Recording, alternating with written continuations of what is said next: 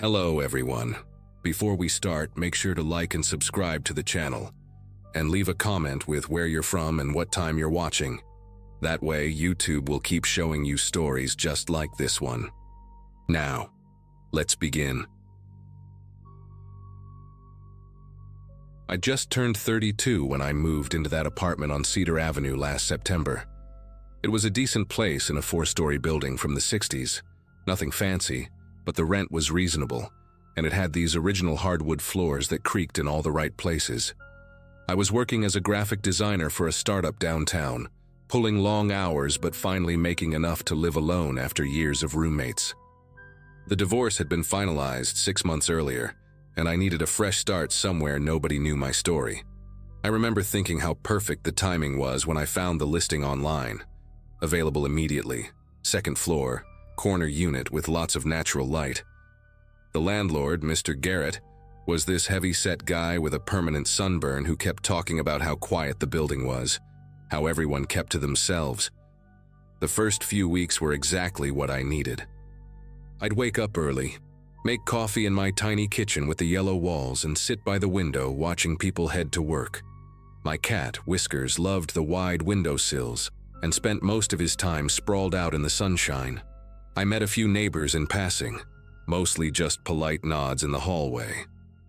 There was an elderly couple on the 3rd floor who always smelled like menthol cigarettes, a young guy on the 1st floor who played his music too loud on weekends, and next door to me lived this man named Gordon. He was probably mid-40s, always wore the same faded blue maintenance uniform even on weekends, had this thick beard that never seemed properly groomed. The first time we met, he was standing in the hallway when I was moving boxes in, just watching. He introduced himself, shook my hand for way too long, and kept asking if I needed help even after I'd said no 3 times. Around mid-October, little things started happening. First, it was my favorite coffee mug, the one with the cartoon avocado that my sister gave me. I always left it on the counter after washing it, but one morning it was in the cabinet with the plates. Then my phone charger disappeared from where I always plugged it in by the couch, only to show up days later in the bathroom drawer. I blamed myself, figured I was just stressed from the new project at work, moving things around without thinking. But then Whiskers started acting strange. He'd sit in the kitchen for hours, staring at the cabinets under the sink, sometimes pawing at them or making these low growling sounds I'd never heard from him before. I actually took him to the vet, thinking maybe he was sick, but they said he was perfectly healthy. The door situation started the last week of October. I've always been paranoid about locking up, a habit from living in sketchy neighborhoods during college. I'd check the deadbolt twice before bed, sometimes even getting up to check a 3rd time, but I started waking up to find the chain undone. Just the chain, never the deadbolt. The first time, I convinced myself I'd forgotten. The second time, I thought maybe the chain was loose and sliding open somehow. I even asked Mr. Garrett to look at it, and he tightened the screws, said it was solid, but it kept happening. I'd also noticed subtle things, like my shoes being slightly out of line by the door, or the living room blinds adjusted to a different angle. I started taking photos before bed, comparing them in the morning, and sure enough, things were moving. I ran into Gordon more frequently after that, always in the hallway when I was coming home from work. He'd be there checking his mail at 6:30, even though mail came at noon. Or he'd be fixing something in the hallway, a light bulb that worked fine, a doormat that wasn't even his. He started commenting on specific things about my routine, like how I must really love that Thai place on Fordham Road, since I ordered from there every Friday, or asking if my sister enjoyed her visit the previous weekend. Things he could only know if he'd been watching my comings and goings, seeing my takeout bags, listening through the walls.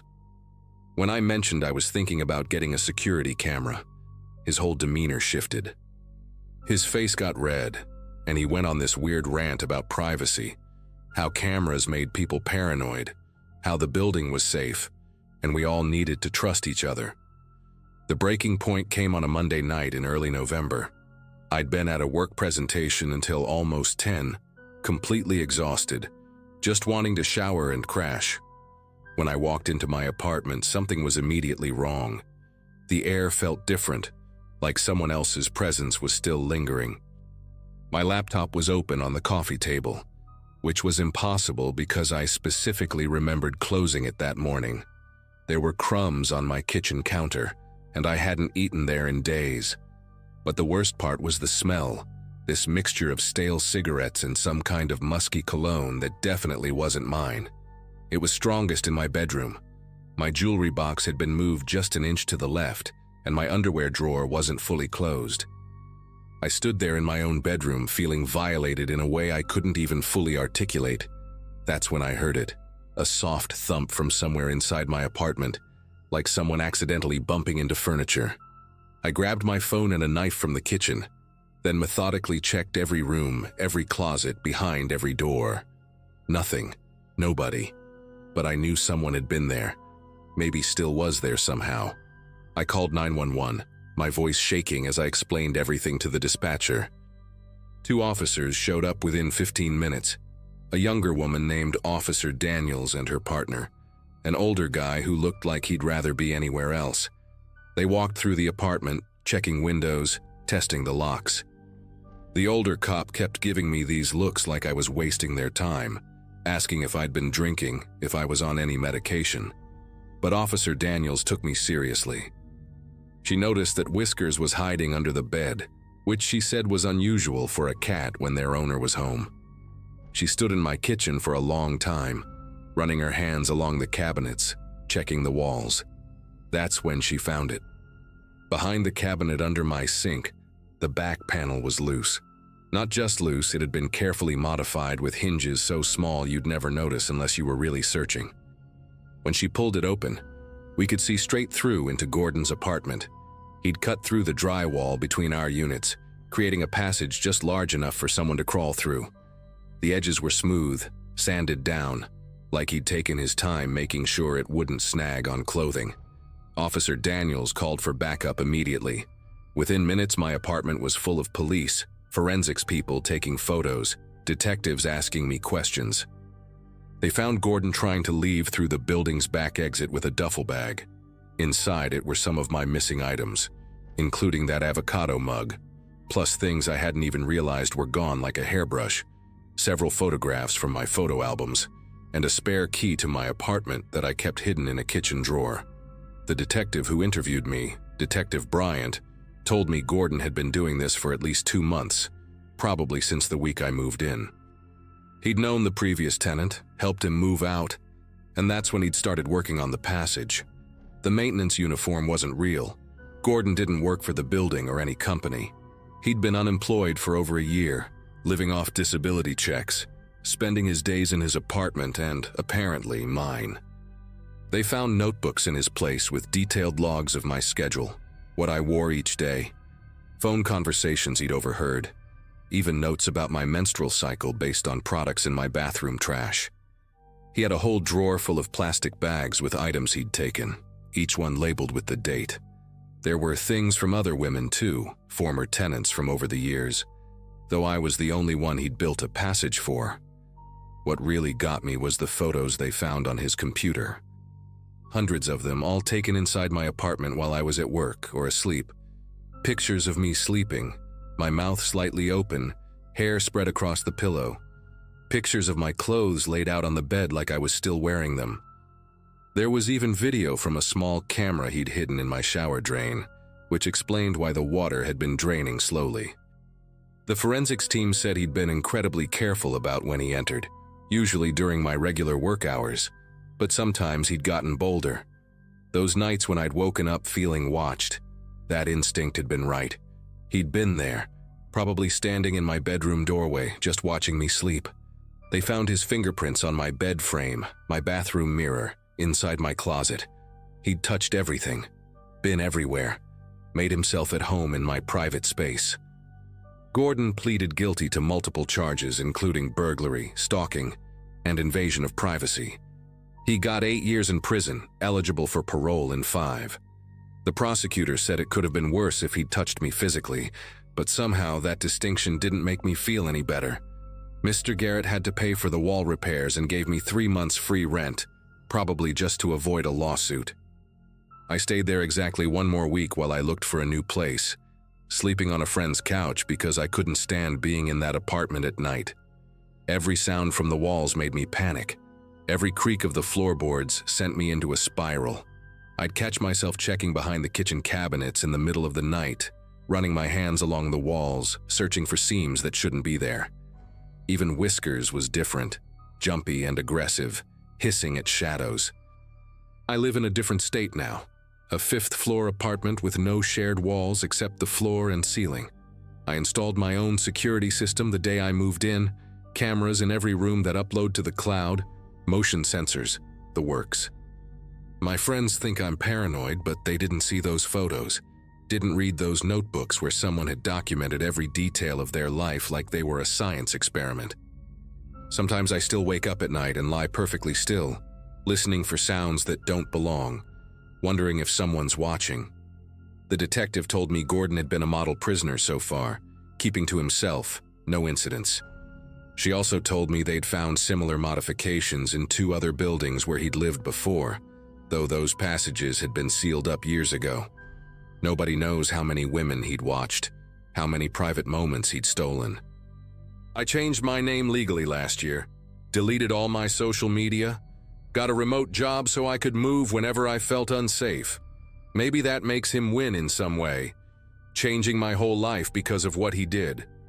But at least now when I check my locks at night, when I inspect my walls for signs of tampering, I know I'm not crazy.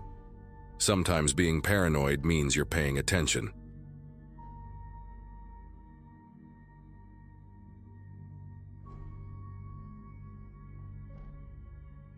At 26, I finally had enough saved up for a down payment on a small house in Riverside Heights, about 40 minutes outside of Chicago.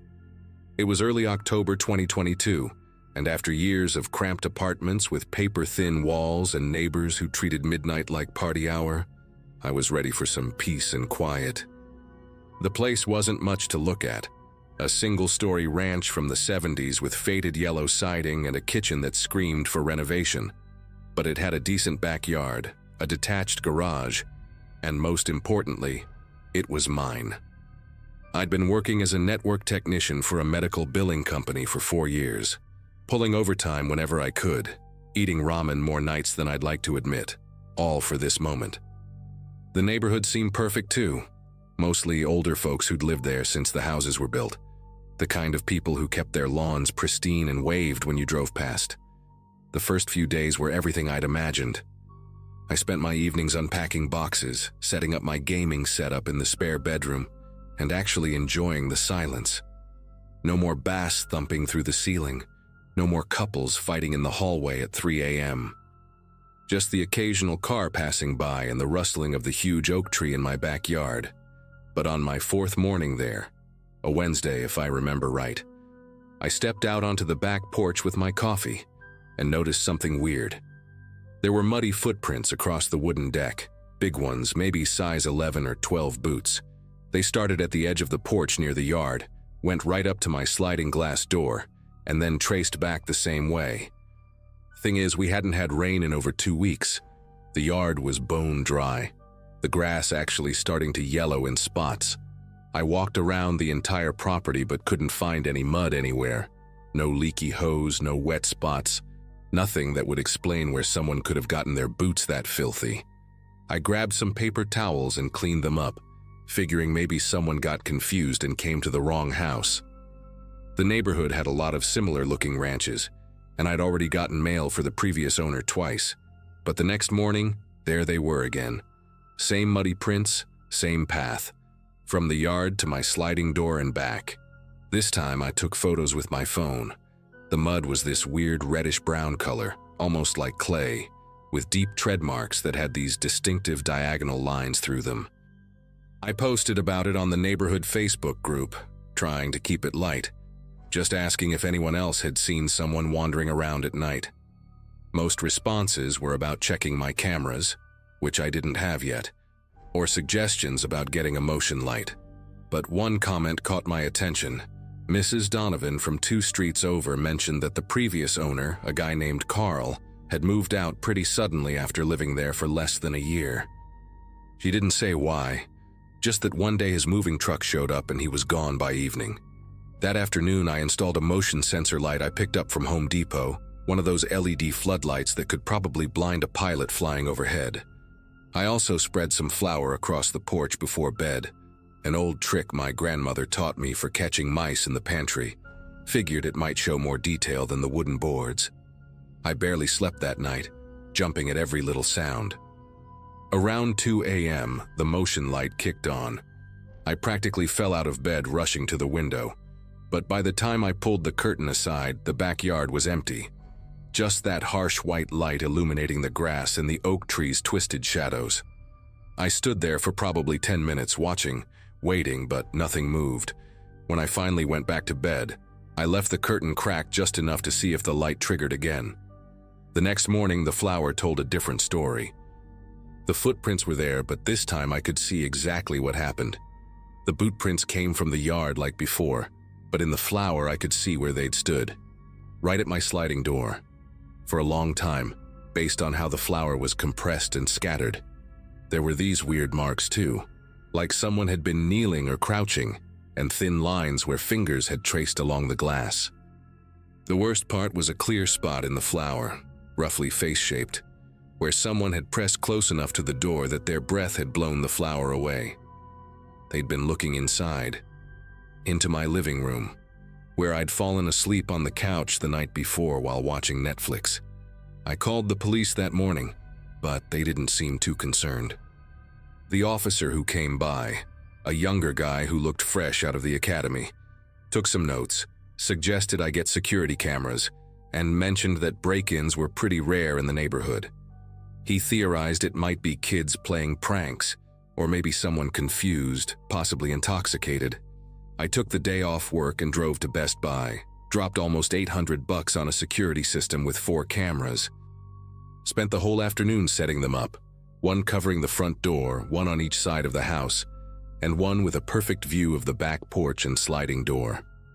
The app sent alerts straight to my phone, and I could watch the feeds live from anywhere. That night, I made sure all the doors were locked, even pushed my kitchen table against the sliding door as an extra barrier. I lay in bed with my phone propped up on the nightstand, the camera feeds displayed in a grid. The backyard was clearly visible in the infrared mode, everything washed in that eerie black and white. Around 11 p.m., I was starting to drift off when I heard it. A soft scraping sound, like metal on glass. My eyes shot to the phone screen, and there he was. A man standing at my sliding door, working something thin between the door and the frame. He was wearing dark coveralls, like a mechanic or janitor might wear, and work boots, the source of those muddy prints, no doubt. But his face was what made my chest tighten. He looked completely normal, maybe mid-40s, clean-shaven with thinning hair. Not some wild-eyed crazy person like you'd expect.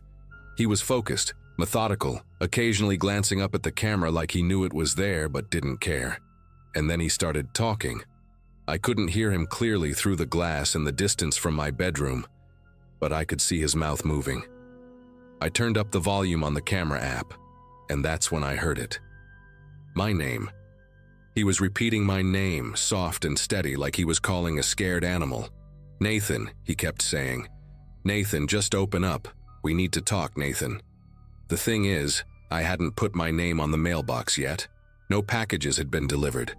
I'd only told a couple neighbors my first name in passing, but somehow this guy knew it, standing there at midnight, trying to jimmy my door while whispering my name like we were old friends. I called 911 immediately, trying to keep my voice steady as I explained the situation. The dispatcher said units were on the way, told me to stay where I was and not confront the intruder.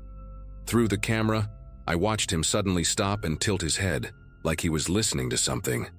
Then he pulled out a flip phone, weird detail that stuck with me, checked it, and calmly walked away from the door. Not rushed, not panicked, just a casual stroll across my yard and into the darkness beyond the camera's range. By the time the police arrived 6 minutes later, he was long gone. They searched the area, took the camera footage, and this time they seemed to take it more seriously. The officer in charge, a sergeant named Reeves, asked me if I had any enemies, any stalkers, anyone who might want to harm me. I couldn't think of anyone. I'd lived a pretty boring life. Work, home, gaming with friends online, occasional dates that never went anywhere. Nothing that would make someone target me like this. Sergeant Reeves suggested I stay somewhere else for the night, but I was stubborn. This was my house, the place I'd worked years to afford, and I wasn't going to let some creep drive me out after less than a week. Instead, I moved my laptop setup to the living room where I could watch the sliding door directly, grabbed my old baseball bat from the garage, and settled in for a long night. The police said they'd have a patrol car swing by every hour or so. Around 3 a.m., fighting to stay awake with my 5th cup of coffee, I noticed something on the camera feed. The man was back, but this time he wasn't alone. There was someone else with him, smaller, wearing what looked like a hooded raincoat even though it was a clear night. They stood at the edge of my property, just barely in view of the side camera. The man in coveralls was pointing at different windows, at the garage, making gestures like he was explaining something. The smaller figure nodded along, and then they did something that made my whole body go rigid. They both turned and looked directly at the camera, directly at me through the screen, and waved. A slow, deliberate wave, like they were saying hello to an old friend. I was already dialing 911 when they started walking toward the house. Not toward the back door this time, but around to the front. On my phone screen, I watched them disappear from one camera and appear on the next. The woman, I could see now it was a woman under the hood, was carrying something in her hand. Through the front door camera, I saw her kneel down and place it on my welcome mat while the man stood watch. Then they both walked away, unhurried, down the sidewalk like a couple out for an evening stroll. The police arrived faster this time, maybe 4 minutes, and when they checked the front door, they found what she'd left. It was a manila envelope with Nathan written on it in neat handwriting. Inside were photos, dozens of them. Pictures of me at my old apartment, at work, at the grocery store, at the gym. Some were recent, from just days before I moved. Others were older, going back months. In every single one, no matter where I was or what I was doing, there in the background were those same 2 people. Sometimes barely visible, sometimes obvious once you knew to look for them. They'd been watching me long before I ever bought this house. The police took it seriously now. Sergeant Reeves called in detectives, and they had me go through every photo, trying to identify locations and dates. One detective, a woman named Foster, noticed something I hadn't. In 3 of the photos, there was a partial license plate visible on a van in the background. Always the same van, a white Ford Transit with rust spots along the wheel wells. They ran the plates and got a hit. The van was registered to a Carl Brennan, the same Carl who'd lived in my house before me. The previous owner. Detective Foster pulled his driver's license photo, and I immediately recognized him as the man in coveralls. Turns out Carl had never actually sold the house. He'd been evicted after failing to pay the mortgage for 8 months, and the bank had foreclosed. The house sat empty for 2 months before being sold to me through a standard auction. Carl had apparently been convinced the bank had stolen his home illegally, and according to some posts they found on his social media, he believed whoever bought it was part of the conspiracy. The woman was his sister, Joyce, who'd lost her job as a nurse after failing a psych evaluation 2 years prior. They picked them both up that same morning at a motel about 10 miles away. In their room, police found notebooks full of information about me. My daily routines, my license plate, my work schedule, even what kind of coffee I ordered at Starbucks. They had printed out my LinkedIn, my old dating profiles, even forum posts I'd made years ago about gaming builds. But the most disturbing thing was a floor plan of my house, Carl's house as he saw it, with notes about which windows were easiest to force, which rooms had the best hiding spots, and a detailed schedule of when I was most likely to be asleep. They'd been planning something, though neither would say what during questioning. Both of them were charged with stalking and attempted breaking and entering. Carl got 18 months in county jail. Joyce got 12 with mandatory psychiatric treatment. I thought about moving immediately, but the detective convinced me to stay, said they'd keep an eye on the place. I installed more locks, a security bar for the sliding door, and even got a dog, a German Shepherd mix named Duke who barks at everything. It's been over a year now, and I still check those cameras obsessively every night before bed. Sometimes I wonder if I'm really alone, or if someone else is out there, watching, waiting for their turn to claim what they think is theirs.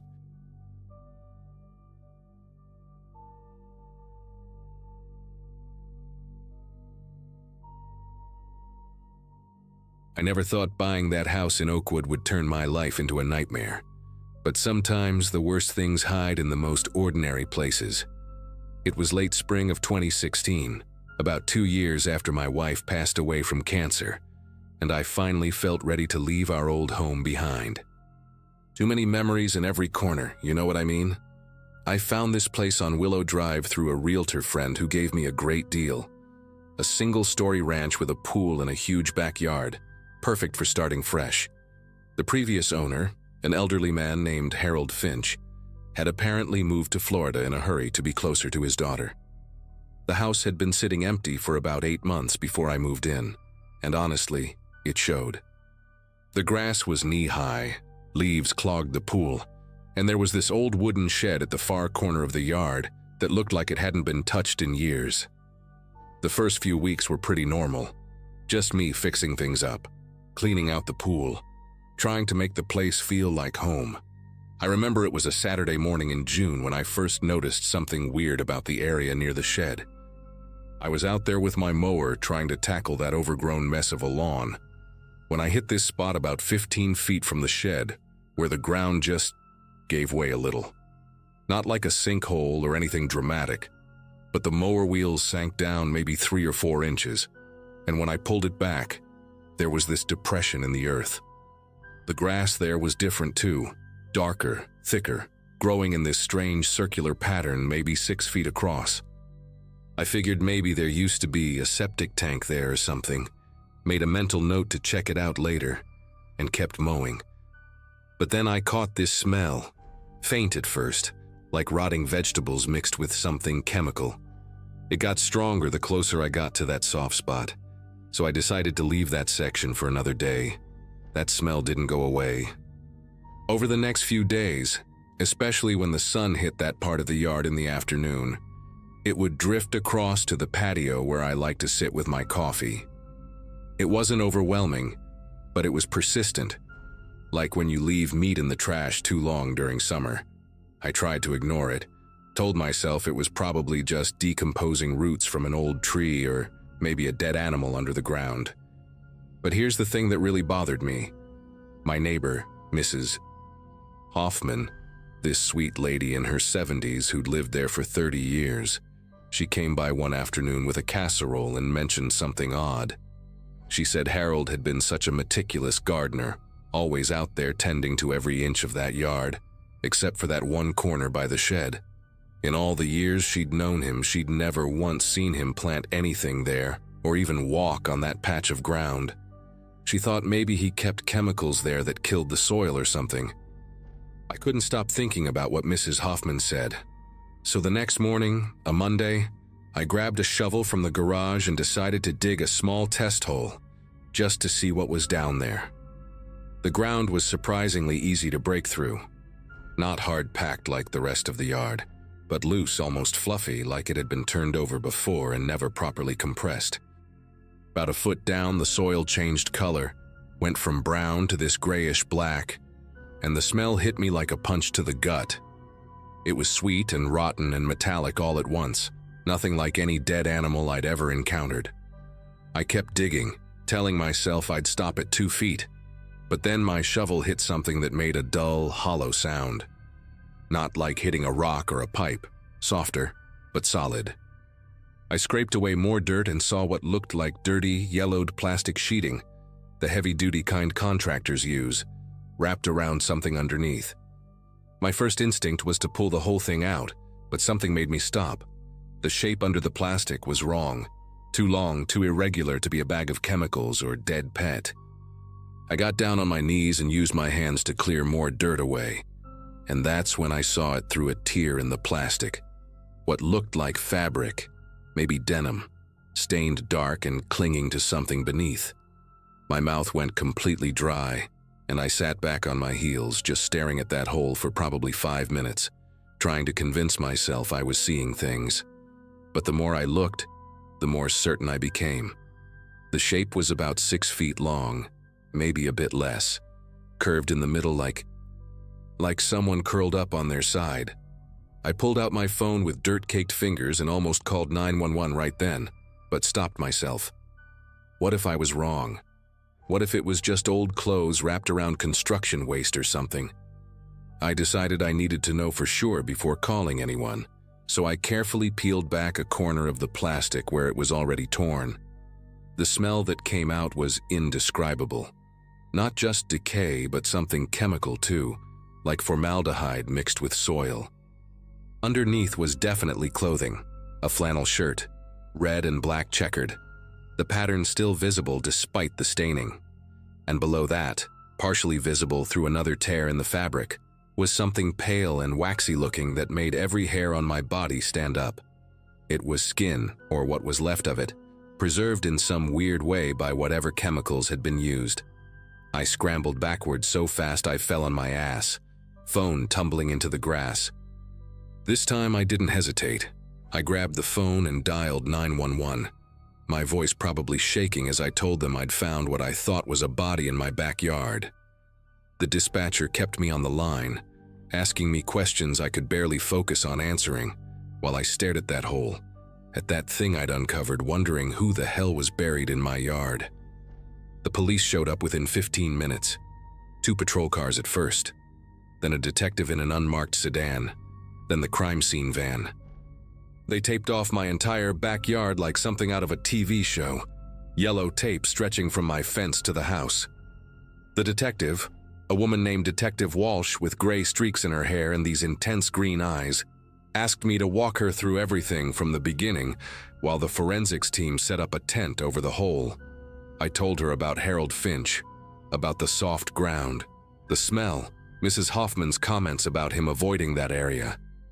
She wrote everything down in this little notebook, occasionally asking me to clarify details. When I mentioned Harold had moved to Florida, she exchanged a look with one of the uniformed officers that made my chest tighten. "We'll need to verify that," she said carefully. And that's when it hit me. Nobody had actually seen Harold leave. The realtor had handled everything through power of attorney with his supposed daughter. By late afternoon, they'd excavated a much larger area, and what they found turned my quiet retirement plans into a living nightmare. It wasn't just one body.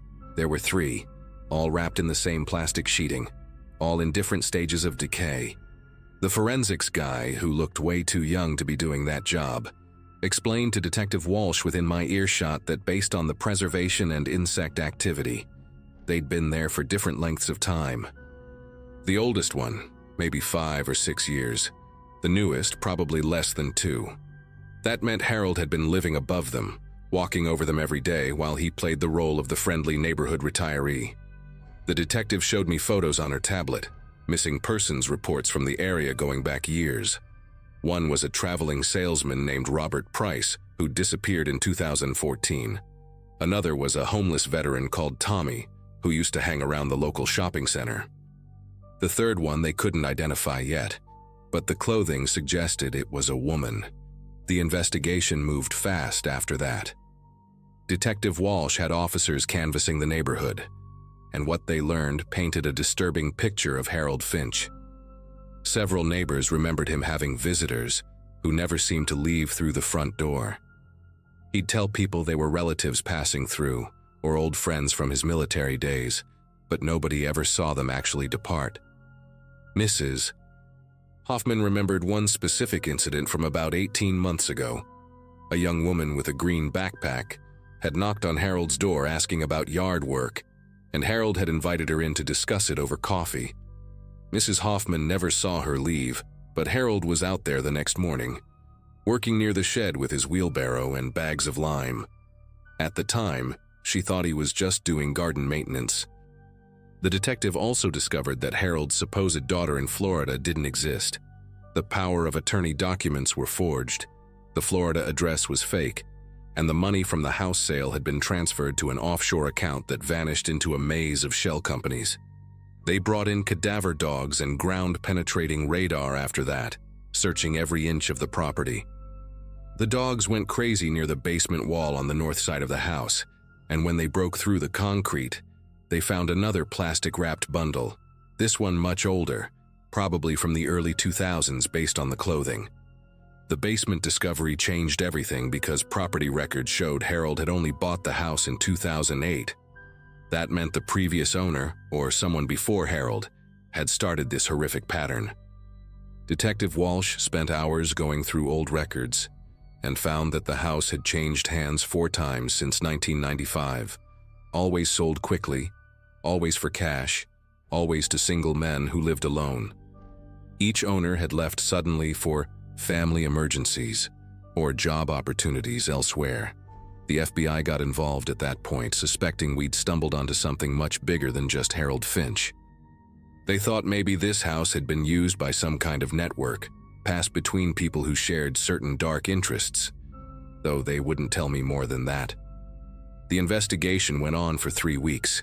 They found a total of 7 bodies on the property, 4 in the yard, 1 in the basement, and 2 more under the concrete slab of the garage. The forensics team practically took the house apart looking for evidence, pulling up floorboards, checking inside walls, going through the attic insulation. They found journals hidden in the shed, wrapped in waterproof bags, containing detailed records that went back 20 years. Different handwriting styles, different authors, but all documenting the same sick activities. The FBI agent in charge, a tall guy named Special Agent Rivers with this exhausted look like he'd seen too much, finally explained that they believed the house had been a designated disposal site for a group that operated across state lines. Harold had been the last caretaker, and when things got too hot, maybe he got spooked by something or someone was getting suspicious, he'd arranged his own disappearance. They traced him eventually, not to Florida but to Quebec, living under a false identity.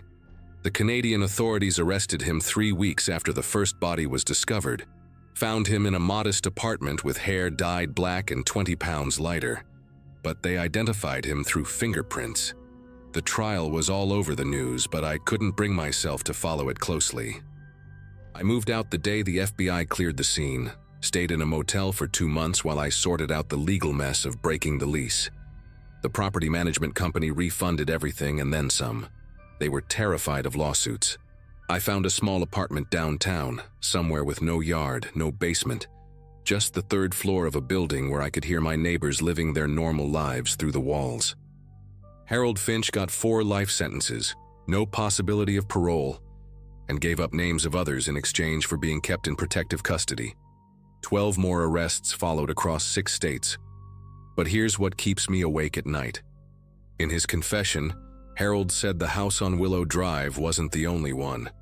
There were others, scattered across the country, innocent-looking homes with well-maintained lawns and friendly neighbors who'd wave when you walked by. He wouldn't say how many or where they were, just smiled this empty smile and said they'd been doing this for decades. I think about all the people house hunting right now, excited about finding their dream home, not knowing what might be buried beneath their feet. I check missing persons reports obsessively now, looking for patterns, wondering if another house somewhere is about to reveal its secrets. The FBI says they're investigating, following leads, but how do you find something like that when it's been hidden so well for so long? All I know is I'll never own another house with a yard again.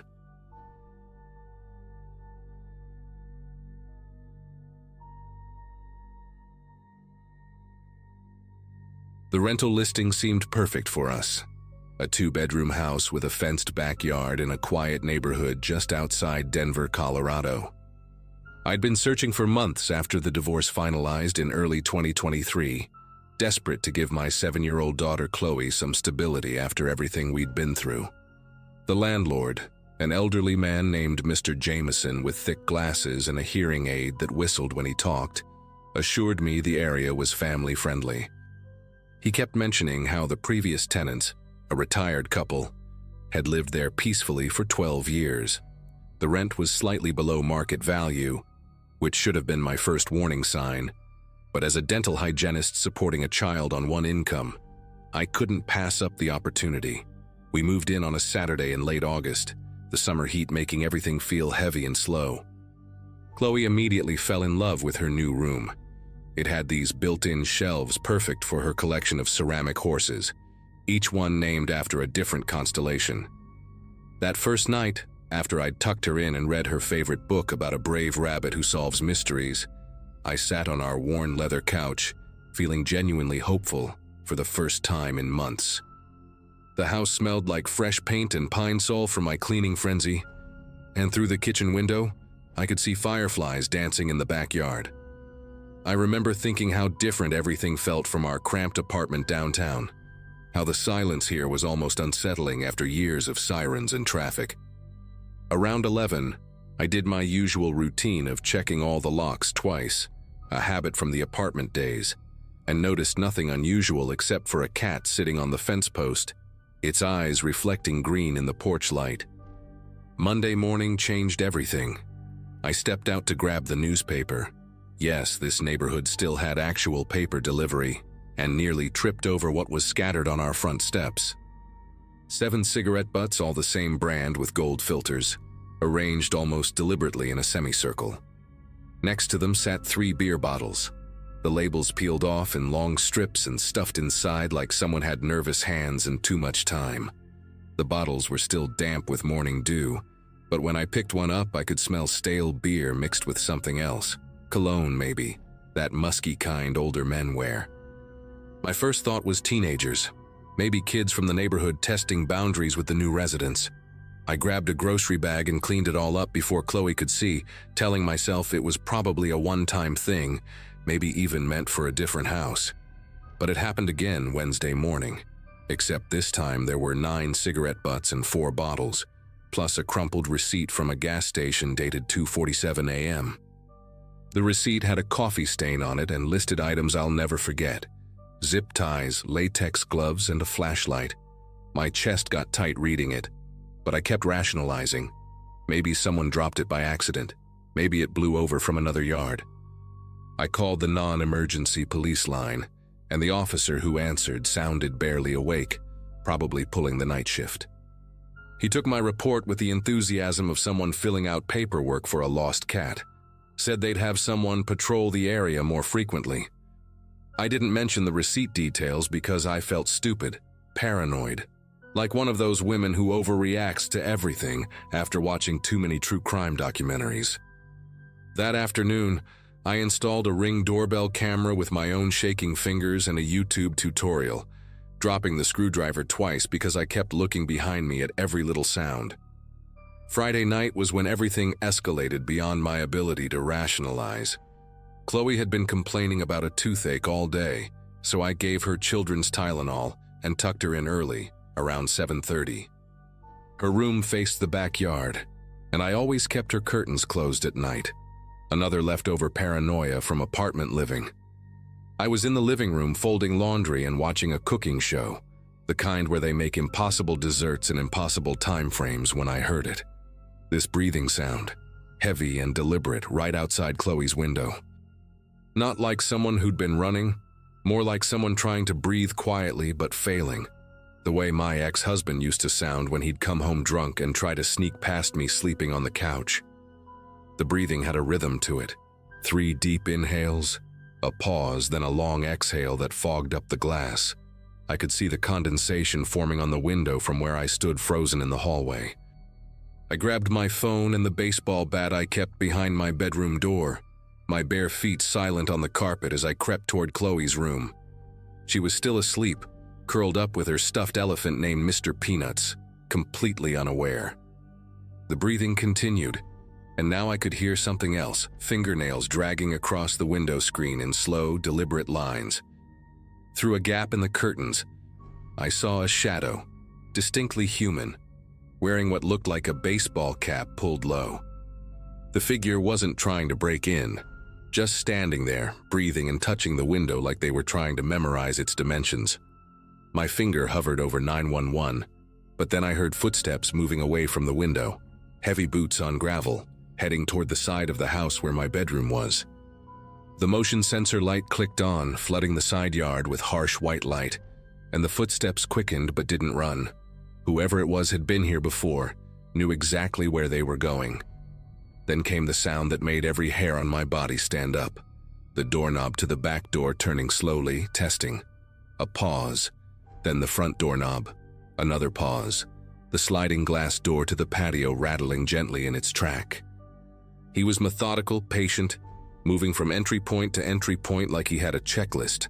I finally called 911, whispering to the dispatcher while creeping to each door and window to make sure they were locked. The woman on the line kept asking me to speak up, but I was terrified he'd hear me. No, I was awake and aware. Through the peephole in the front door, I saw him clearly for the first time. A man maybe in his 40s, wearing dark work clothes and that baseball cap I'd glimpsed earlier. He had this perfectly ordinary face, the kind you'd see at a hardware store or pumping gas, except for his eyes.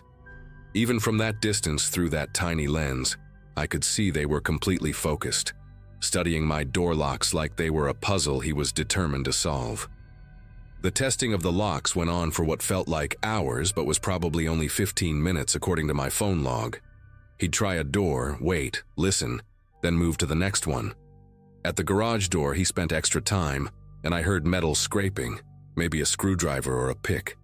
I was standing in the hallway between Chloe's room and mine, bat in one hand, phone in the other, when I heard him at my bedroom window. This time he wasn't just breathing, he was talking so quiet I could barely make out the words. "I know you're awake," he said, his voice calm and almost friendly, like we were neighbors chatting over a fence. "Your breathing changed when you heard me. You stopped folding that laundry. Blue towel in your hands, right? The one with the dolphins on it." My legs nearly gave out because he was right. I'd been holding Chloe's dolphin beach towel when I first heard him. He'd been watching through the windows before going to Chloe's room, probably for who knows how long, learning our routines, our habits, when we were most vulnerable. "The little one takes medicine at 7:30 on Fridays," he continued, and I heard him shift positions, maybe kneeling by the window. "You always check her forehead with the back of your hand, not your palm. Sweet kid, looks just like you, especially when she scrunches her nose at vegetables." Every word made me want to scream, but I stayed silent, the dispatcher still on the line saying units were 3 minutes out. He knew things only someone who'd been watching for days would know. "You double-checked the locks, but you forgot something tonight. The bathroom window, the small one above the shower. The latch is broken, has been since before you moved in. The old couple never fixed it because who could fit through such a small space?" He laughed softly, and I heard joints popping like he was stretching. "I'm not a big man. Haven't eaten much lately. Been too busy watching, waiting for the right moment. Tonight feels right, doesn't it?" I ran to the bathroom, my feet slipping on the tile, and sure enough, the small window above the shower was unlocked, the latch hanging uselessly to one side. As I reached up to push it closed, I saw fingers, thin, dirty fingers, already gripping the outside edge, starting to push it open. I slammed my palm against them hard, heard him curse and withdraw, and managed to wedge the bat handle across the frame as a makeshift lock. His face appeared in the window for just a second, and I finally saw him clearly. Gaunt cheeks covered in patchy stubble, eyes bloodshot and wild, lips chapped and bleeding from being chewed. He smiled at me, showing yellowed teeth with gaps where some were missing. "Smart girl," he whispered. "But I've been in here before, you know. Last Sunday when you took Chloe to the farmer's market. Laid in your bed, smelled your pillows. The lavender shampoo is nice, but you should really replace that smoke detector battery in the hallway. It chirped the whole time I was here." The sirens were getting closer, and he tilted his head, listening. "They're coming up Birch Street. Be here in maybe 90 seconds. Guess I'll see you tomorrow night. Or maybe next week. I'm patient. I've got nothing but time." He disappeared from the window just as the first police cruiser pulled into my driveway, its lights painting everything red and blue. I ran to the front door, yanking it open before the officers even reached the porch, words tumbling out of me so fast they had to ask me to slow down and breathe. 2 officers searched the property while another stayed with me, taking notes as I showed him the bathroom window, the scratches on Chloe's window screen, the spots where he'd tested each lock. They found footprints in the flower bed beneath my bedroom window, cigarette butts matching the ones from my porch scattered near the fence, and something that made my knees buckle, a notebook wedged behind the garbage cans. Inside were pages and pages of observations. What time I left for work, when I picked up Chloe from school, what we ate for dinner, even notes about my phone calls that he could apparently hear through the kitchen window. The last entry, dated that morning, simply said, "Tonight after the medicine." They put out a description, but he was gone, melted back into whatever shadow he'd crawled from. We stayed in a hotel that night, and the next 5 nights after that while I broke my lease and found a new place 40 miles away. The police never found him, though they discovered he'd been living in a foreclosed house 2 streets over, mattress on the floor, walls covered with photos taken through our windows, pictures of us eating breakfast, watching TV, Chloe playing with her ceramic horses. Mr. Jameson, the landlord, finally admitted the previous tenants hadn't stayed 12 years. They'd broken their lease after 6 months, complaining about someone watching them. He'd painted over their concerns, lowered the rent, and hoped the next tenant wouldn't notice. I still check locks obsessively, installed cameras at our new place that alert my phone for any movement, and Chloe knows why we had to move, though I spared her the worst details. Sometimes I dream about that voice through the window, calm and knowing, and wake up checking the bathroom window even though this house doesn't have one above the shower. The detective called last month to say they'd found similar notebooks in 3 other cities, same handwriting, same patient observations. They think he picks single mothers, watches for weeks, maybe months, learning everything before he makes his move. "We were lucky," she said. "The others weren't. I don't feel lucky. I feel like we're just waiting for him to find us again, and this time, he already knows our patterns."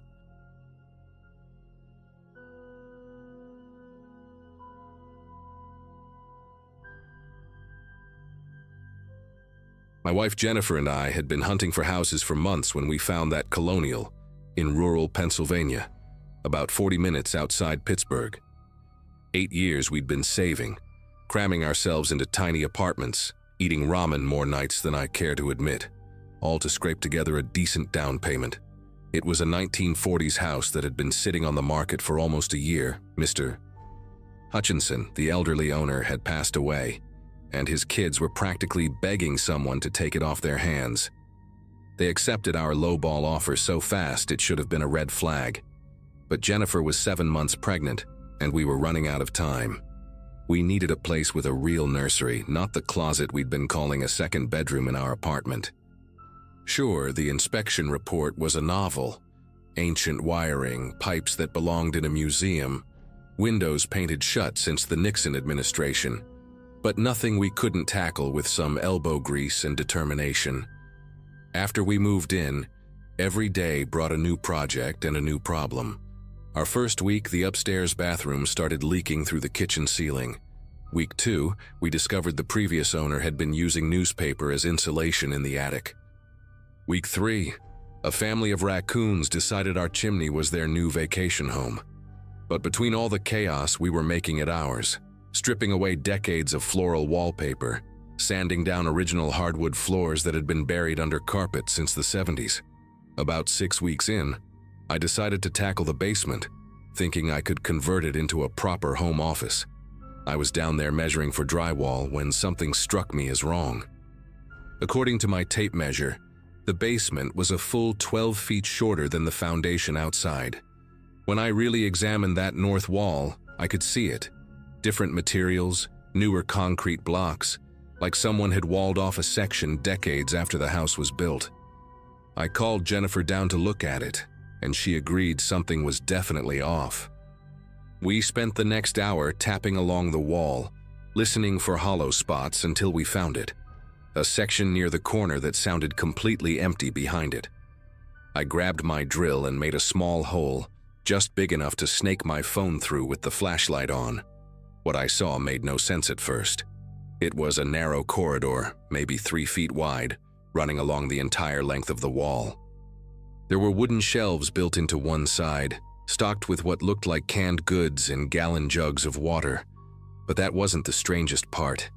At the far end, barely visible in my phone's light, I could make out what appeared to be a small door, painted the same gray as the concrete walls, almost invisible unless you were looking for it.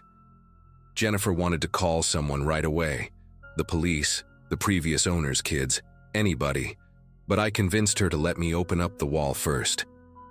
We needed to know what we were dealing with.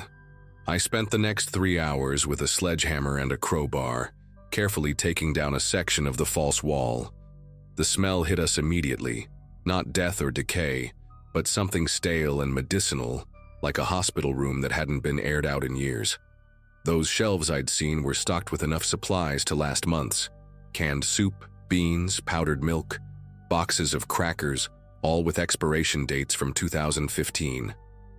There were also bottles of prescription medications, the labels too faded to read clearly, and several oxygen tanks lined up against one wall. Everything was organized meticulously, labeled with dates and contents in shaky handwriting. We made our way to that small door at the end of the corridor, Jennifer gripping my arm so tight it hurt. The door was locked with a heavy-duty deadbolt, but the key was hanging on a nail right beside it, like whoever built this wanted it to be secure from the outside, not the inside. When I opened it, we found ourselves staring into a room about the size of a large walk-in closet. There was a narrow bed pushed against one wall, neatly made with a faded quilt. A portable toilet sat in one corner, one of those camping ones, alongside several boxes of sanitary supplies. The walls were covered in photographs, dozens and dozens of them, all showing the same woman at different ages. Some looked recent, others decades old. In every photo where she appeared as an adult, she had this vacant expression, her eyes unfocused, like she wasn't really seeing the camera. What really made my gut twist was the calendar hanging above the bed, frozen on June 2015. Someone had been crossing off days with a red pen, but the marks stopped abruptly on the 18th. Next to the bed was a milk crate full of coloring books, all completely filled in with careful, childlike scrawls despite clearly being the work of an adult hand. There were puzzle books too, word searches and crosswords, hundreds of them, all completed in that same shaky handwriting we'd seen on the supply labels. Jennifer found a notebook tucked under the pillow, and when she opened it, her face went pale. Page after page of the same sentence written over and over, "I am safe here. Uncle Howard keeps me safe here. I am safe here." The writing got progressively worse as the pages went on, until the last entries were barely legible, just wavering lines trying to form words. I was still processing what we'd found when Jennifer discovered a filing box tucked behind the toilet. Inside were medical records, social security documents, and a birth certificate for someone named Dorothy Hutchinson, born in 1971. There were diagnosis papers from the early 90s, severe developmental disabilities, intermittent explosive disorder, references to violent outbursts and self-harm. But what caught my attention were the insurance papers. Apparently, Dorothy had been receiving disability benefits, and someone had been cashing those checks every month. The most recent statement was from 2015, showing regular deposits of $847 into an account under Howard Hutchinson's name. Howard, that must have been the Mr. Hutchinson who'd owned our house. According to the county records we'd seen during closing, he'd lived here alone since his wife died in 2008. Jennifer was already on the phone with 911 while I kept digging through the papers. There were receipts for the supplies, all paid in cash, dating back to 2010. 5 years. Someone had been keeping Dorothy in this hidden room for at least 5 years. I found medical prescriptions filled at different pharmacies across the county, never the same place twice in a row. Antipsychotics, sedatives, medications for various conditions, all prescribed to Dorothy but picked up by Howard. There was even a crude schedule taped to the inside of the filing box: when to give medications, when to bring food, when to empty the portable toilet. At the bottom of the box, wrapped in plastic, was a leather journal. Howard's journal. His handwriting was neat and precise in the beginning, talking about how Dorothy had attacked a neighbor's child, how the state wanted to institutionalize her, how he couldn't let that happen to his sister. "She's family," he wrote. "Family takes care of family, even when it's hard." The journal entries got darker as they went on. Howard wrote about Dorothy's deteriorating mental state, how she'd started refusing to eat, how she'd claw at the walls until her fingers bled.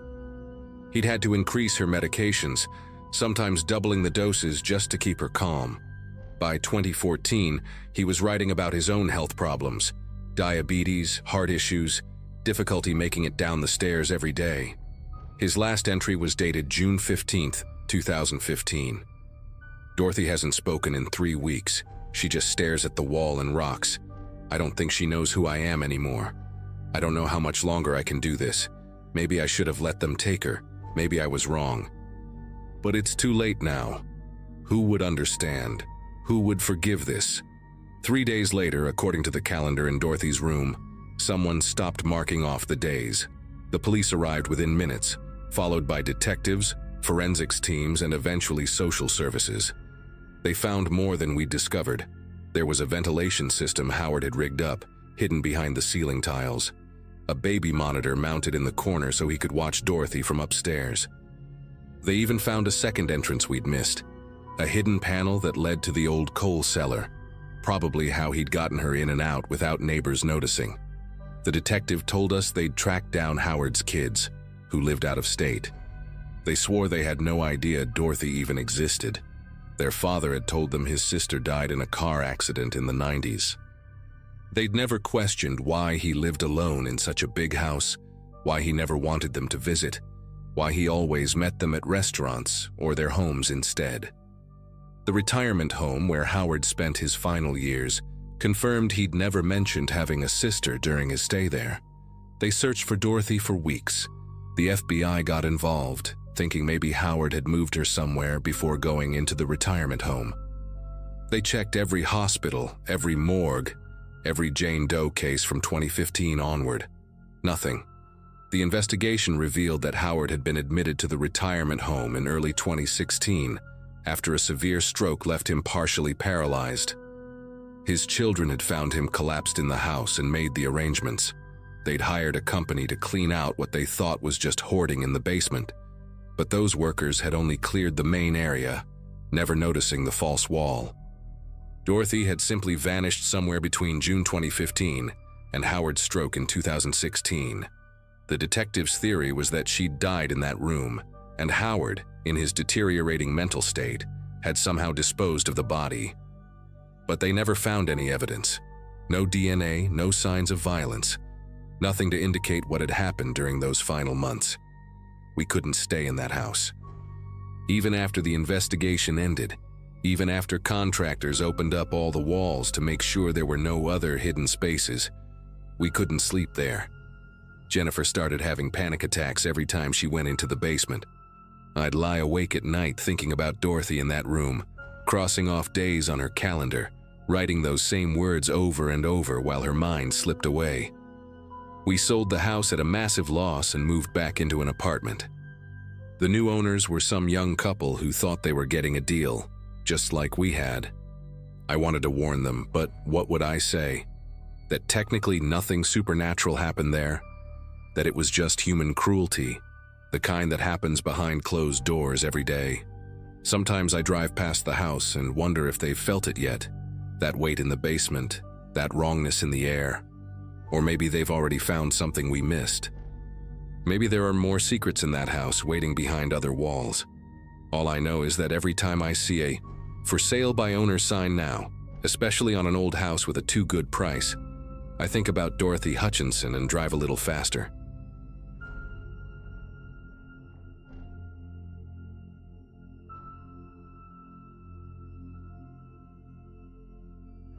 Last spring, my wife Ashley and I finally saved enough to buy our first house.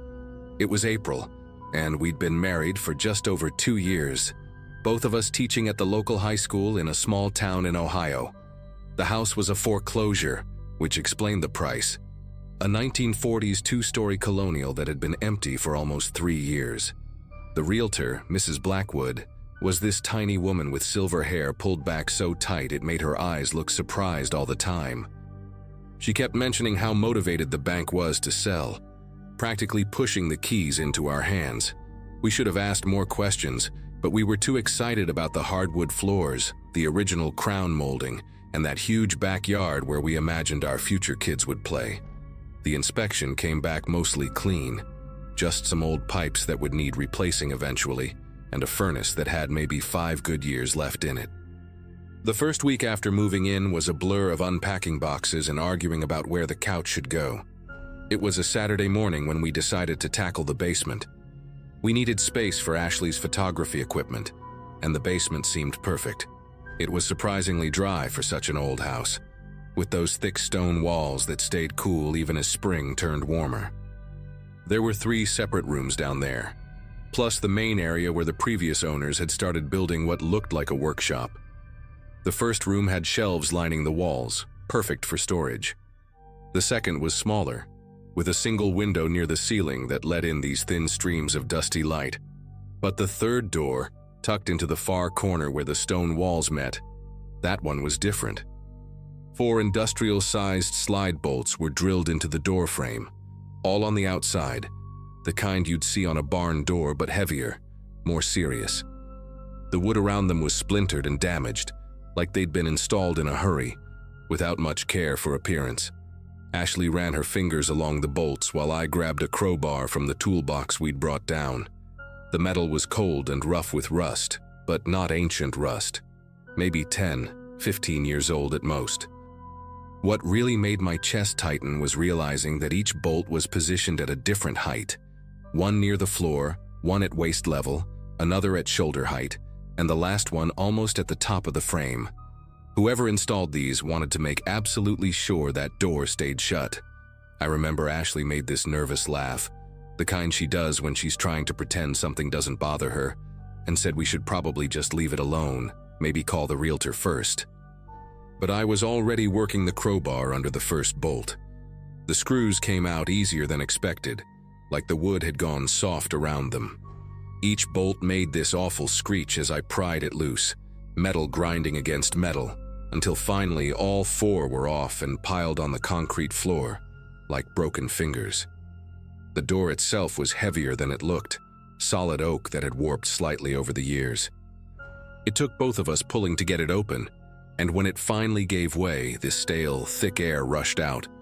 Not rotten or moldy, but old and wrong somehow, like opening a jar that had been sealed too long.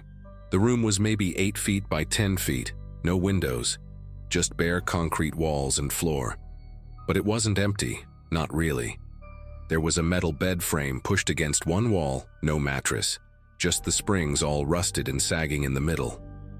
Next to it sat a pink plastic bucket, the kind kids use at the beach, and beside that, several water bottles, all different brands, some still half full with liquid that had turned yellowish. The walls, though, that's what made Ashley grab my arm hard enough to leave marks. Starting about 3 feet from the floor and going up almost to my eye level, there were scratches everywhere. Not random scratches, but deliberate ones, grouped in sets of 5, like someone had been counting days, maybe weeks. In the corner farthest from the door, there was a pile of fabric that turned out to be clothes. A faded yellow sundress with tiny daisies on it, a pair of jeans that looked like they'd fit a teenager, some t-shirts, all of them dusty and stiff. But underneath the clothes, that's where things got worse. There were notebooks, 3 of them, those black and white composition books kids use in school. The pages were wrinkled and torn, covered in handwriting that started neat and careful but gradually became frantic, harder to read. The same phrase appeared over and over on some pages. "He says I'm getting better, but I'm not sick." Other pages had drawings, crude sketches of a window, always the same window with 4 panes and curtains, drawn hundreds of times like someone trying to remember what the outside looked like. Ashley was already backing toward the door, but I kept reading, finding grocery lists written in different handwriting, probably mail, with items like crackers for downstairs and more batteries for the lamp. At the bottom of one page, in that same neat writing that had turned desperate, someone had written, "Mom would be 47 today, with the date May 12th, but no year." I grabbed the notebooks and the clothes, stuffing everything into a garbage bag we'd brought down for cleaning. Ashley was already on her phone trying to call the realtor, but it was Saturday afternoon and nobody was answering. We stood there in our basement staring at that open door, and I noticed something else. Fresh screws holes in the doorframe on the inside, like there had been a handle there once, maybe even a lock, but from the inside. Someone had removed it before installing those bolts outside. We decided to search the rest of the house more carefully, and that's when we found more evidence. In the attic, pushed far under the insulation, there was a box of VHS tapes, each one labeled with just a date, spanning about 2 years. We don't own a VCR, but the labels were enough to make my skin prickle. The dates matched up with some of the notebook entries. There were also receipts, dozens of them, for things like protein bars, vitamins, cases of water, all purchased at different stores around the state, never the same place twice. We called the police that evening, after spending hours going through everything we'd found. 2 officers showed up, Officer Garrett and his partner, a younger woman who took notes while Garrett examined the room. They took the notebooks, the VHS tapes, everything. But Garrett pulled me aside before leaving and told me something that made my whole body go cold. About 8 years ago, a local man named Douglas Henley had reported his 16-year-old daughter Melissa missing. She'd supposedly run away after an argument about her grades. The case went cold after a few months. No signs of her, no activity on her social media, nothing. Douglas had lived in our house until 5 years ago, when he died of a heart attack at work. The house sat empty after that, tied up in legal issues because Melissa was still listed as his next of kin, technically missing but not declared dead. Garrett said they'd be testing the room for DNA, checking those notebooks for handwriting matches, but the look on his face told me he already knew what they'd find. That night, Ashley and I stayed in a hotel. We couldn't bring ourselves to sleep in that house, knowing what had happened below our bedroom, below our kitchen, below the space where we'd been planning our life together. The next morning, Garrett called to confirm what we'd suspected. The handwriting matched samples from Melissa Henley's school records. The DNA from hair found on the clothes was hers too. But here's the part that still keeps me awake sometimes. They found evidence that she'd been in that room as recently as 5 years ago, right up until Douglas died. She would have been 19 by then, locked in that basement for 3 years. The receipts showed he'd been feeding her, giving her vitamins, even buying her feminine products. In his twisted mind, he was taking care of her, protecting her from something, maybe from growing up, from leaving him, from becoming someone he couldn't control. The police searched every database, every record they could find, but Melissa Henley had vanished completely after her father's death. She'd simply walked out of that basement and disappeared. The investigation dragged on for weeks. Detectives came and went, taking measurements, photographs, digging through county records. They found out that Douglas had installed those bolts himself. There were charges on his credit card from a hardware store, dated just 2 weeks after Melissa's disappearance. He'd told everyone she ran away, played the grieving father perfectly, even put up missing person flyers around town for the first few months. Meanwhile, she was right beneath everyone's feet, scratching those marks into the concrete walls. The VHS tapes, when they finally got them converted to digital, showed nothing but static and occasional glimpses of that basement door, filmed from the stairs like he was checking to make sure it was still locked. Hours and hours of footage of just that door. Ashley found out from a neighbor, Mrs. Coleman, that Douglas used to have loud music playing in his house all the time, said it helped him concentrate while he worked from home. Now we understood what that music was really drowning out. We couldn't sell the house, not right away, not with it being an active crime scene, and later not with everyone knowing what it was. The horror house on Sycamore, kids started calling it. Ashley and I tried to stick it out, tried to reclaim the space, but every creak of the floorboards made us think about what Melissa must have heard above her all those years. Every time we went to the basement to do laundry, we'd see that doorway, even though we'd taken the door off completely. The room stood empty and open, but it felt occupied somehow, like the weight of what happened there had soaked into the walls. We lasted 3 months before moving back in with Ashley's parents. The house is still ours, technically. We're still paying the mortgage while it sits empty. The realtor, Mrs. Blackwood, finally admitted she'd heard rumors about the previous owner but didn't think they were worth mentioning since nothing had been proven. We tried to sue, but our lawyer said we didn't have much of a case since technically, no crime had been committed in the house after Douglas died, and he was never convicted of anything while alive. Then, about 2 months ago, I got a call from Officer Garrett. They'd found her, not Melissa herself, but traces of her. She'd been working cash-only jobs, staying in motels under fake names, always moving, always running from something. A social worker in Montana had recognized her from the age progression photos the police had circulated. When they finally made contact, she was living in a tiny apartment above a laundromat, going by the name Claire. Garrett said she was physically healthy but wouldn't speak to anyone about those 3 years. Would barely acknowledge they'd happened at all. The only thing she said about her father was that he'd convinced her the world had ended, that there'd been some kind of nuclear disaster, and he was keeping her safe in the only place that wasn't contaminated. He'd wear a fake radiation suit when he brought her food, told her everyone she knew was dead, that going outside would kill her in minutes. The day he died, his employer had called the house phone repeatedly when he didn't show up.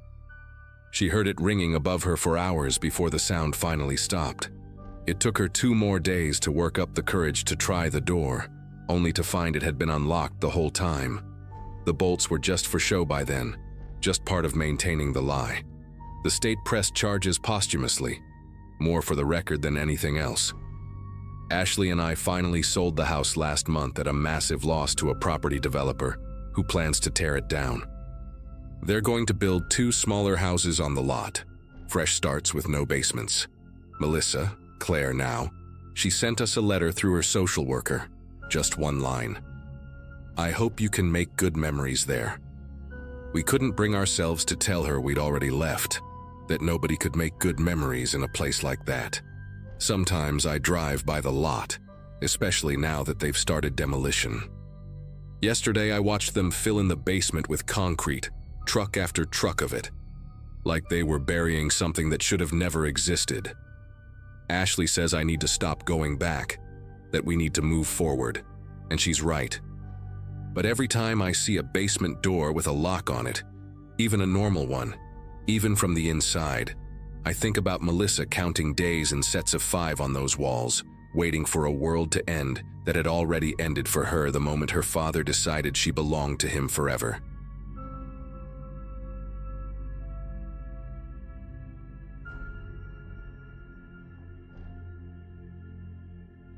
Moving into that old house felt like hitting the reset button. My daughter Emily was 7 at the time, full of energy and curiosity, and I was determined to make the place ours. It was a small 2-story home on a quiet street, the kind of property that needed more elbow grease than money to bring it back to life. I was juggling a full-time job and parenting alone, so every free hour went into sanding walls, pulling up old carpets, and painting while Emily sat nearby with her crayons.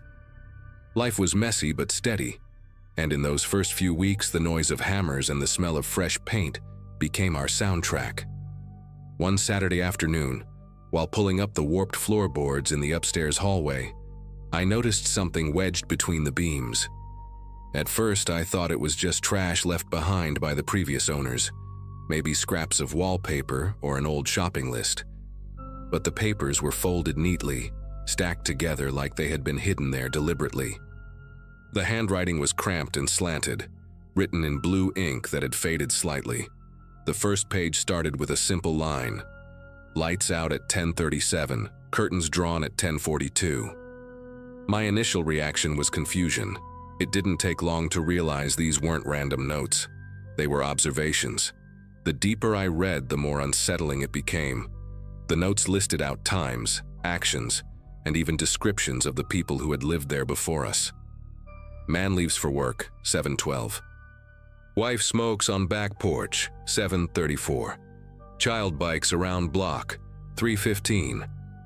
It was all written in obsessive detail, down to the brand of cereal boxes left on the counter and the exact color of shirts worn. I could almost picture someone sitting in the shadows, jotting everything down. My chest tightened as I flipped through the stack, realizing it covered weeks, maybe months, of these people's daily lives. Whoever wrote this hadn't just been curious, they had been watching. That night, I couldn't stop thinking about those notes.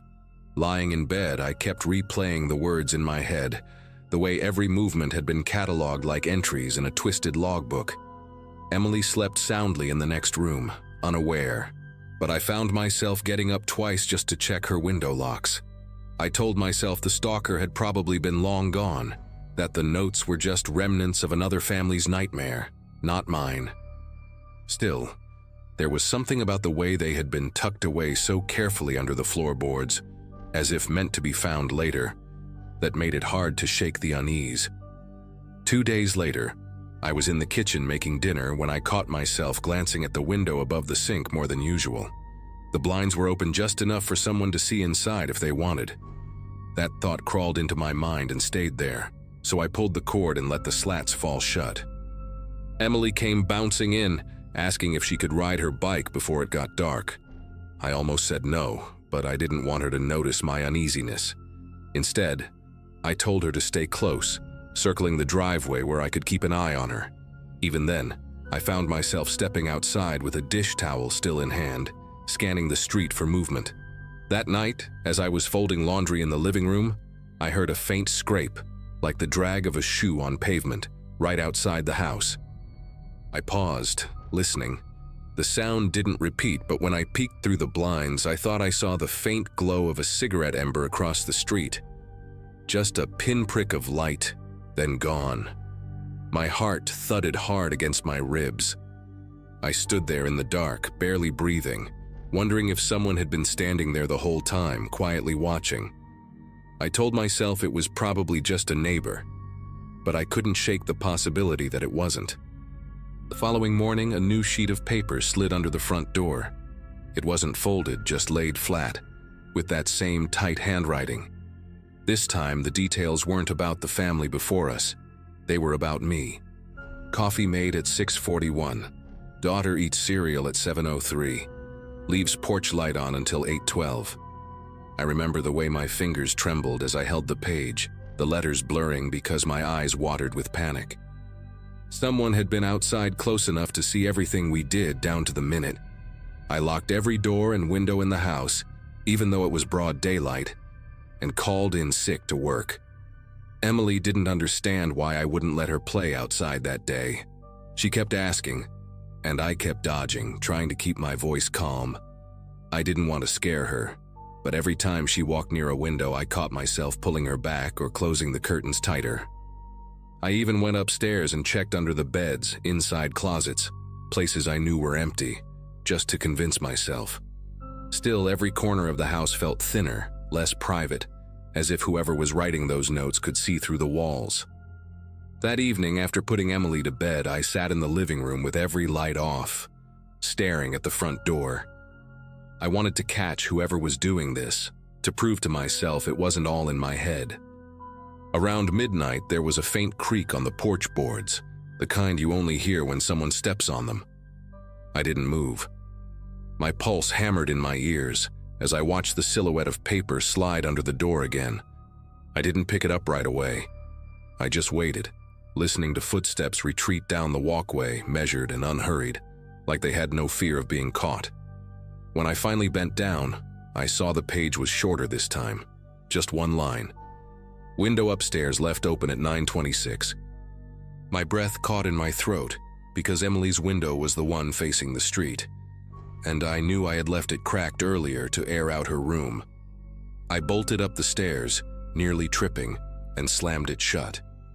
For the first time since moving in, I sat on the edge of her bed until she stirred, brushing my sleeve against her hair as if that would shield her from whoever was outside. The house felt less like shelter and more like a glass box.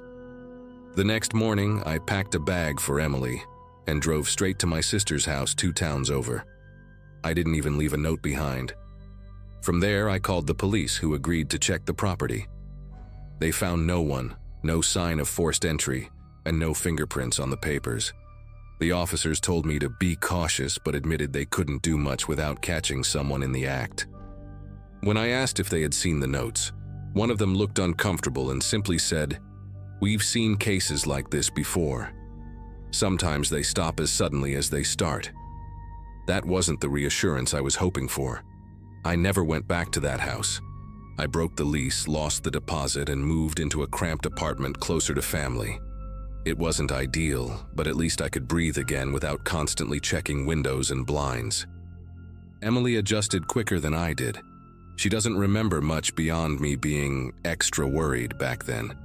I still think about those notes sometimes, about the fact that someone had been close enough to track our lives minute by minute. The papers are still with the police, but no one ever called me with updates. To this day, I don't know who was watching us or why, but I'm certain of one thing. If I hadn't found those notes under the floorboards, I might never have realized we were being observed until it was too late.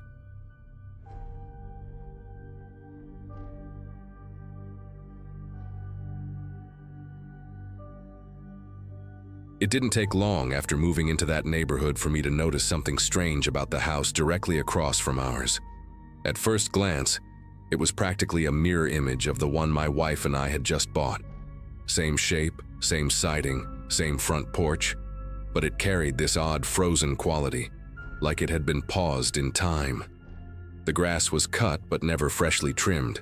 The windows were intact but always dull with dust, and the mailbox leaned at an angle that looked permanent. Neighbors waved politely when we settled in, but no one ever mentioned that house, almost as if it wasn't worth bringing up. During the day, it looked harmless enough. Kids rode their bikes past it without even glancing at the porch, and delivery trucks never stopped there. My wife Claire joked that it was the ghost twin of our home, which made me laugh at the time. Still, I found myself glancing at its windows more than I'd like to admit. The blinds were always tilted in a way that blocked the view inside, and the front door had a heavy chain across it, something you don't often see on suburban homes unless someone really doesn't want visitors. The first time I saw a light inside, I thought I had imagined it. It was close to midnight, and I had gone downstairs to grab a glass of water. Through our living room window, I noticed a faint glow. Not bright like a lamp, but more like the flicker of a television. I stood there for a good minute, trying to figure out if it was just the streetlight reflecting, but then it shifted, like someone had walked in front of it. I told myself maybe a realtor or maintenance worker had stopped by, though it didn't explain why anyone would be there that late. A week later, it happened again, only this time Claire saw it too. She had just come out of the shower and was pulling the curtain shut in our bedroom when she called me over. There, on the second floor of the empty house, a silhouette passed in front of the window. It wasn't a trick of the light. The shape had weight to it, like a person moving with purpose from one side to the other. We stood in silence, staring, waiting for it to happen again. When nothing else moved, she whispered, "But nobody lives there, right?" I didn't know how to answer. The next morning, I casually asked one of the neighbors, a man named Frank who was out watering his lawn. I pointed at the house across the street and asked if anyone still owned it. He didn't hesitate, just shook his head quickly and said, "Nobody's been in there for years." Then he changed the subject so fast it felt rehearsed. Claire and I brought it up to a couple others over the next few days, and the reactions were the same. Dismissive shrugs, quick topic changes, a weird determination not to talk about it. That silence only made the place more impossible to ignore. Curiosity eventually got the better of me. One afternoon, I walked across and circled the property. Up close, the similarities to our own home were eerie. The same shutters, the same paint color, even the same small cracks in the driveway concrete, like it had been copied and pasted. But there were subtle differences too. The porch railing had tiny scratches as though someone had dragged something heavy across it, and the back gate was padlocked with a thick rusted chain. Peering through a side window, all I could make out was darkness, though I thought I smelled something faint, like burnt plastic seeping out. That night, Claire shook me awake around 2 a.m. She whispered that she had heard a voice, faint and muffled, like someone arguing. We pressed our faces to the window and watched. The second floor glowed again, but brighter this time, as though multiple lights had flicked on at once. The shadows moved, long and stretched, crossing back and forth. We couldn't hear words clearly, just that low rumble of human sound, the rhythm of a conversation. Yet every part of me knew no one should have been there. I told her we'd ask the HOA directly in the morning. The following day, I called their office. The woman on the line checked her records and after a pause said, "That property doesn't belong to anyone anymore." I pressed for clarification, and she repeated herself, slower this time, as though trying to discourage me from asking more. "It has no owner," she said before excusing herself and hanging up. I sat there with the phone still in my hand, stunned. How could a house with working electricity, blinds that shifted, and clear signs of movement have no owner? Claire didn't want me to pursue it further, but I couldn't stop thinking about what we'd seen. That evening I sat on the porch just to see if anything would happen. Hours went by in silence until around midnight when the house lit up again. This time the glow wasn't steady. It pulsed, like someone walking room to room, switching lights on and off. Then in the upstairs window I saw it. The blinds shifted slightly, and a pale hand pressed flat against the glass. No face appeared, no body, just that hand lingering there for several seconds before slipping out of sight. I nearly called the police but hesitated, unsure how to even explain it without sounding ridiculous. Claire begged me to stop paying attention, but the more we ignored it, the more aggressive the disturbances became. One night, all of our outdoor lights flickered off at once, even though the breakers were fine. Across the street, every window in that house blazed with light, brighter than I had ever seen before, then snapped into darkness in unison. The next morning, our mailbox was wide open, and inside was a scrap of lined paper with nothing but a circle drawn in thick black ink. Claire swore she hadn't touched it, and neither had I. The breaking point came a week later. We woke to loud pounding, steady and deliberate, echoing across the street. From our bedroom window, we could see the front door of the vacant house shaking, as if someone were slamming against it from the inside, though the heavy chain held it shut. Then the noise just stopped, mid-strike, and everything went still. No light, no movement, nothing. That silence was worse than the chaos. We sat there listening, waiting, but it never resumed. By dawn, the house looked as dead and empty as it had on the day we moved in. We decided to move out shortly after. Claire couldn't sleep anymore, and I couldn't focus on anything else. Before we left, I asked the HOA one last time if they had any explanation. The woman on the phone gave me the same answer, but this time she sounded tired. That house doesn't belong to anyone. We sold our home at a loss just to get away. Sometimes when I wake at night, I picture that hand pressed against the glass across the street, waiting, and I still wonder who or what was living in the house that no one is supposed to own.